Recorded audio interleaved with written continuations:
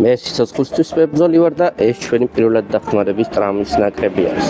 დღეს მინდა გესაუბროთ ტურნიკეტზე.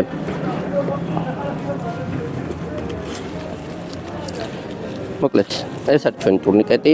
აქ არის განყოფილება, სადაც დროის დაწერა შეგვიძლია. ხრიწით გავხსნით და ჩვენი ტურნიკეტი დასადებად მზად არის. ტურნიკეტის დადება აუცილებლად ხდება მხოლოდ და მხოლოდ ერთ ლულოვან ძვალზე. ერთი ლულოვანი ძვალი არის მხარზე და ბარძალზე. ეს არის თითო ლულოვანი ძვლები. წინა მხარზე და წვივზე გვაქვს ორი ძვალი, სადაც სისხლძარღვები ხანდახან მოქცეული არის ძვლებს შორის, რის გამოც იქ ტურნიკეტის დადება არაეფექტური არის.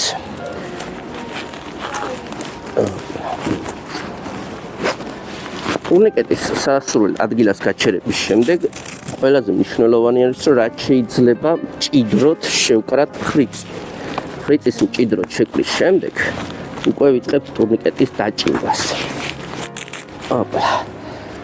თუ სისხლდენი ჭრილობა არის წინა მხარზე, ან თქვა წვივის ძვალზე, ყველა ვარიანტში უნდა დავადოთ მხარზე ან ბარძაყის ძვალზე ტურნიკეტი.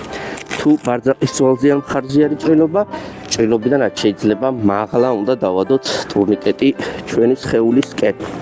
ვიწყებთ უკვე დაჭიმვას წრიული მოძრაობით. არსებითი მნიშვნელობა არ აქვს, რომელ მხარეს დაიწყებთ დაჭიმვას.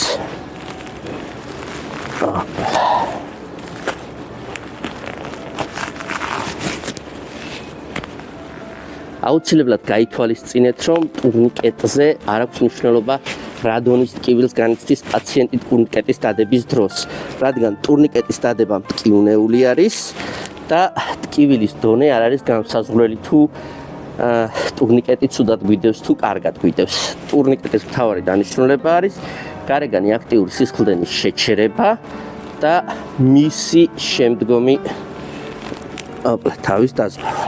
ტურნიკეტის დადების შემდეგ სპეციალურ ჩამკეტში მოვათავსებთ ამ ჯოხს და მოვახდენთ მის ჩაკეტვას. აქ კი ვახდენთ დროის დაწერას მარკერით, თუ ზუსტად რა დროს დავადეთ ტურნიკეტი. ეს ძალიან მნიშვნელოვანი არის. მადლობა ყურადღებისთვის. თქვენთან იყო სიცოცხლისთვის მებრძოლი.